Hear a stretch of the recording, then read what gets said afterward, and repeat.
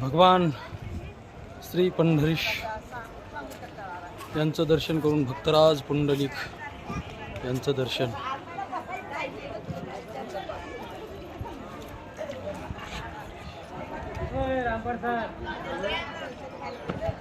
आई चंद्रभागेचं स्नान.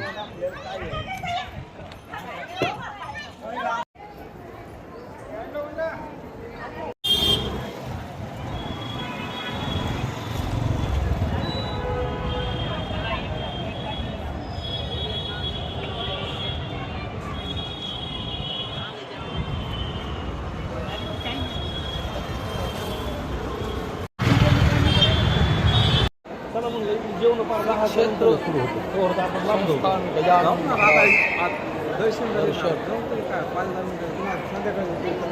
आपल्याला जेवायचं.